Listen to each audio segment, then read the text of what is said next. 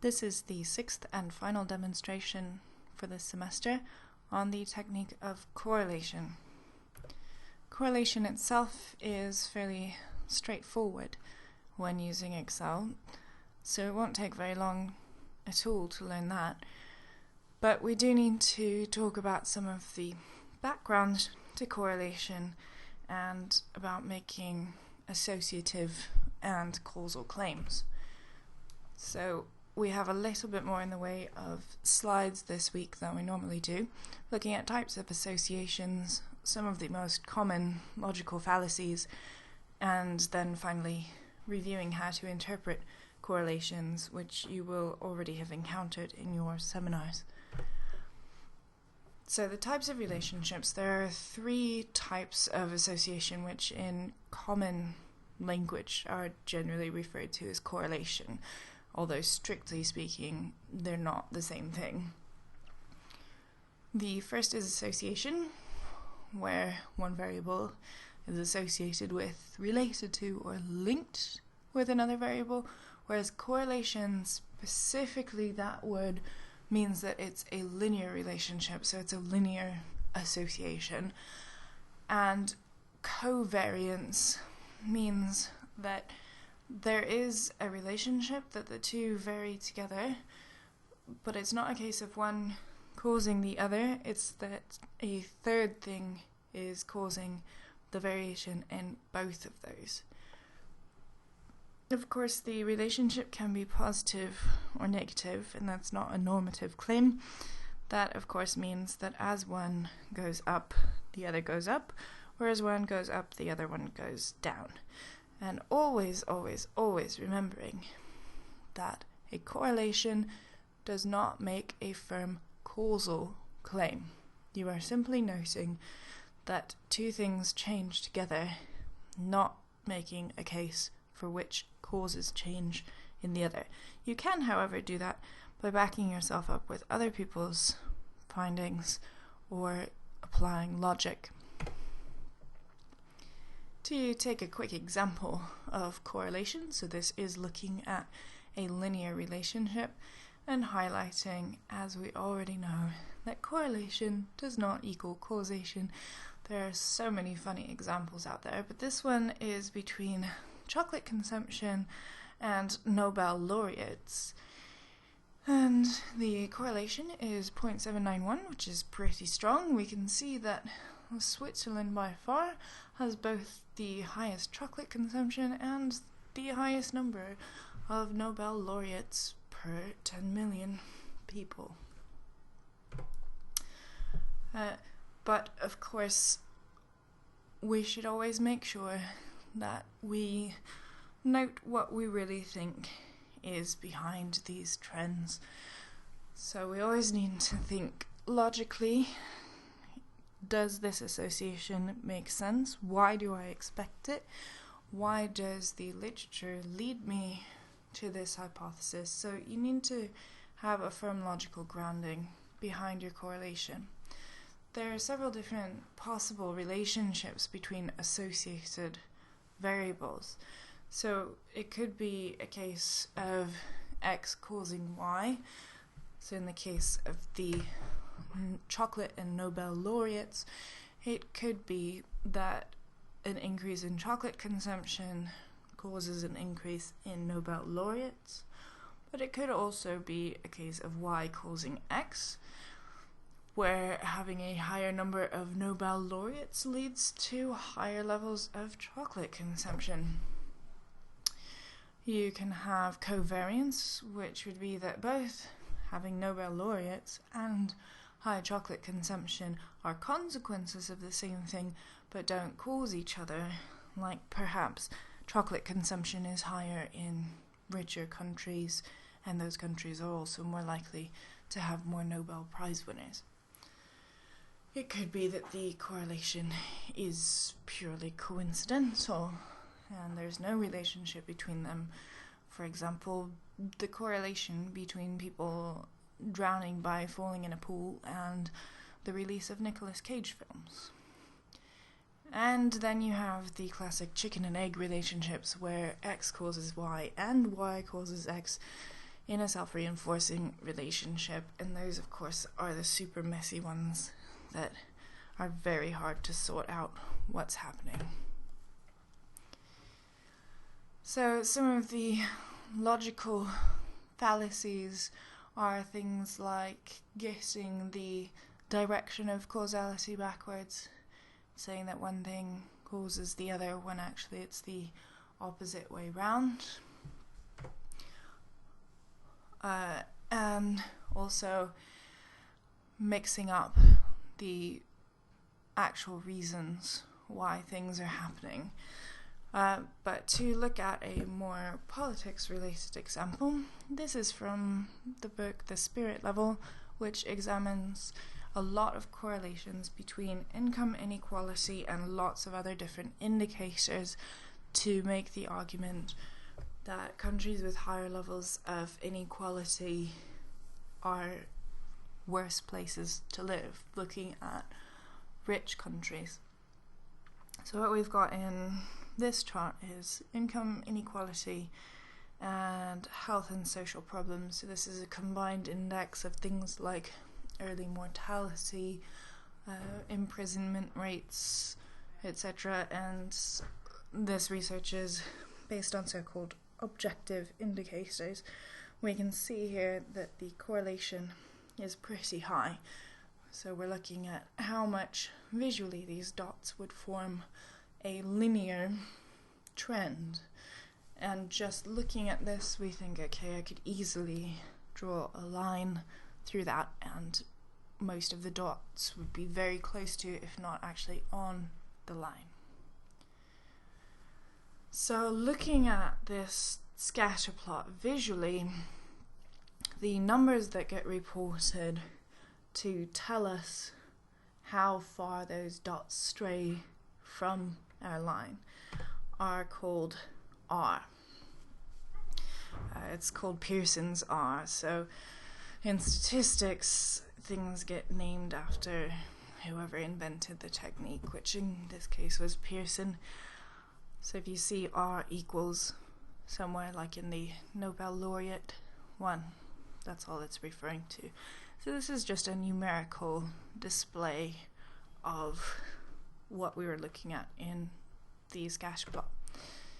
So it tells us the size of the correlation, the strength, you could say, from weak or none to very strong. The closer it is to 0, of course, the weaker the relationship. The closer to 1 or -1, the stronger the relationship. And if it's closer to 1, that means as one item goes up, the other one goes up as well, like the chocolate consumption and Nobel laureates. Whereas if it's closer to -1, then as one increases, the other decreases. So this would be the case if, as chocolate consumption increased, the number of Nobel laureates decreased. The table there gives you some guidelines for interpretation. It's quite difficult with social statistics because humans are fairly unpredictable creatures, but generally anything below 0.2 we would tend to ignore. Up to about 0.4 we would say, yes, there's a relationship, but it's probably a moderate relationship. And with social statistics, somewhere around 0.4, 0.5, we start to talk about strong relationships, just because humans are such unpredictable creatures.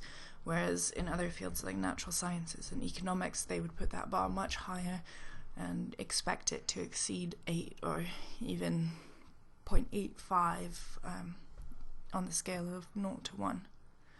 So if we look again at the chocolate and Nobel Prizes example, you might notice that it has R equals 0.791 on it, and P is less than 0.0001.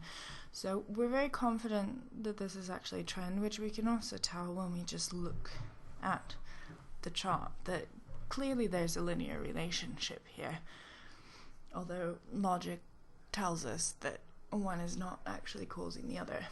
But R equals 0.791. If we interpret it using that table, that tells us that's a very strong relationship.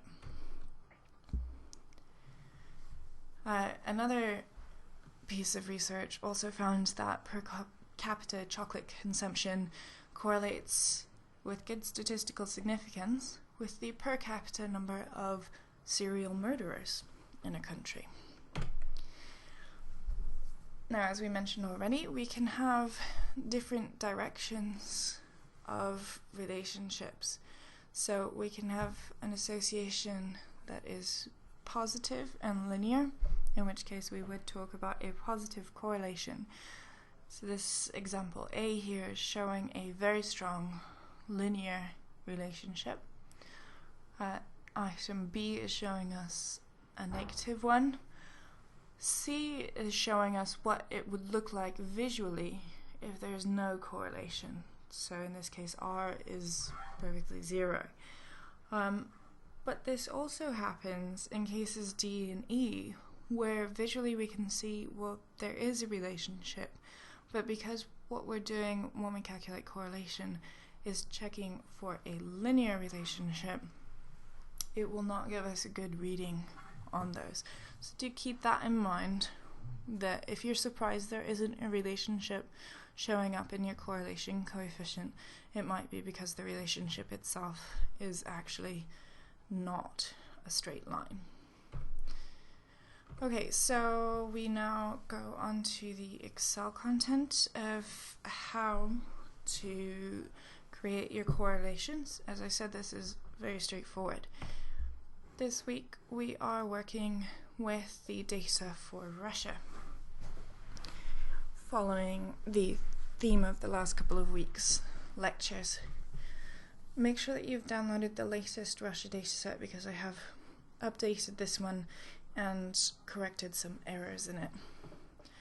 We don't even need a pivot table to do a correlation. All we need to do is to find a blank cell that we can use. So I'm going to scroll all the way over, and I'm just going to use this cell at the end of the table. What you need to do to carry out a correlation is press equals. This tells Excel that you want to do something that involves a calculation. Then you can just type Correl, C-O-R-R-E-L, and if you pause there, you see that it says returns the correlation coefficient between two datasets. Well, excellent, that's exactly what we want to do. Then you need to press open parentheses, and when we have our data formatted as a table, all we have to do is type table 1, which tells it to look there, and then you need a square bracket, which brings up all of the different columns in your table. I want to look at what the correlations are with satisfaction with life in general and household finances, which is something that we looked at in the background with the lecture this week. So I just start typing satisfaction, and it narrows down my variables. So I'm going to double click on satisfaction with your life. It fills that in. Make sure that you close the square brackets. It should then change color in the cell to indicate to you that it has recognized that's a piece of information. Press comma to tell it that you now want to identify the second column you want to correlate with.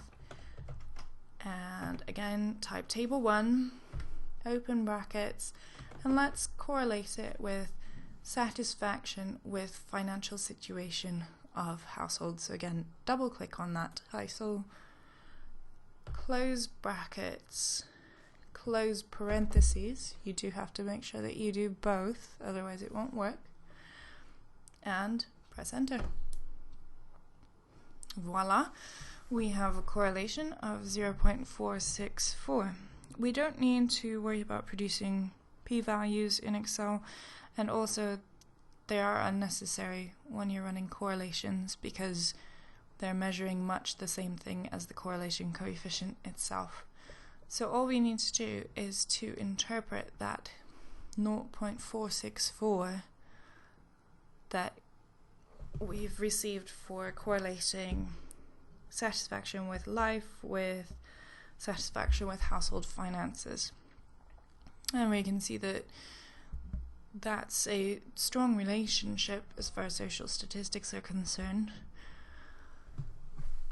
and therefore that satisfaction with your life in general is reasonably strongly correlated with satisfaction with your household finances, which probably is not surprising to us, because if you are very badly off, then you probably are not incredibly satisfied with your life.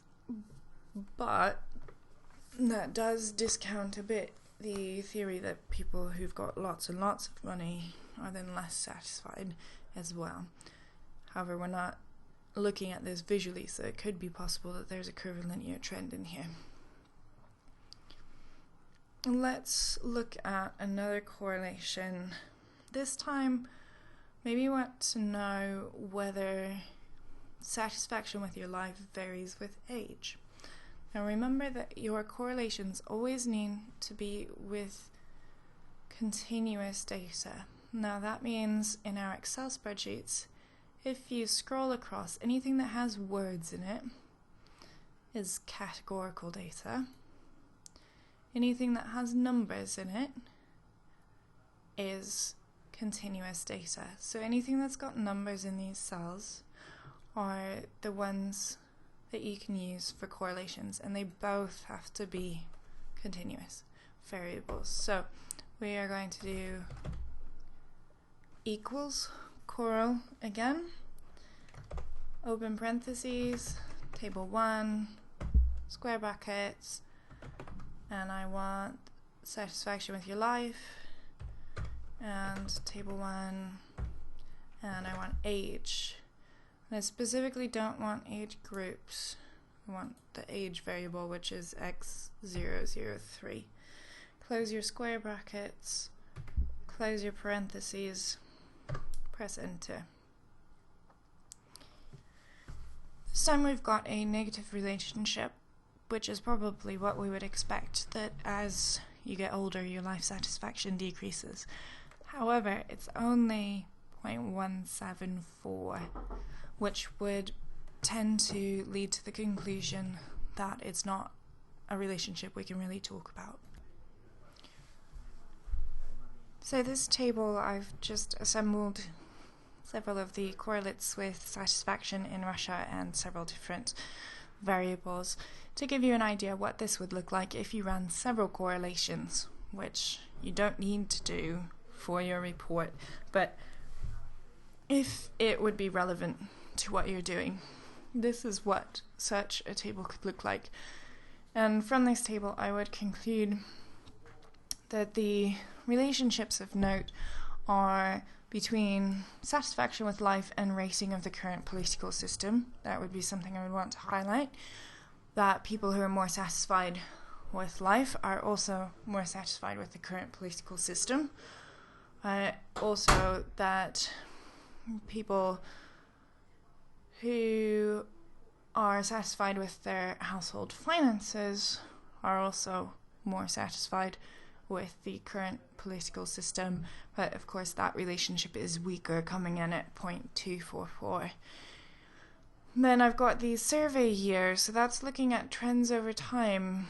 Has there been an increase in the level of satisfaction with life as time has gone on in Russia? And the answer to this is yes. It's a fairly weak relationship at 0.223, but they are becoming more satisfied with life in general over time, so maybe life is actually improving. On the other hand, the correlation between the survey year and satisfaction with household finances is pretty much non-existent, which means that people are not becoming more or less satisfied with their household finances over time. The other relationships that we might want to take a quick look at, even though they are small but consistently negatives, that higher satisfaction with life now is related with lower ratings of the past political system. So in Russia that of course, would be the communist system. And the same thing, those who are satisfied with their household finances in the survey were also those who gave a lower rating to the past political system. If you were doing a simple correlation, however, between, say, satisfaction with life and satisfaction with household finances, you wouldn't need to include a whole table. And that is all that there is to do with correlation. So that's probably the simplest technique that you've learned in Excel, and you've now been through comparison of means, which uses one categorical and one continuous variable. You've done pivot tables with percentages, which are also called cross tabulations, and you have done correlations. Now it's just to do the quiz and you'll be finished.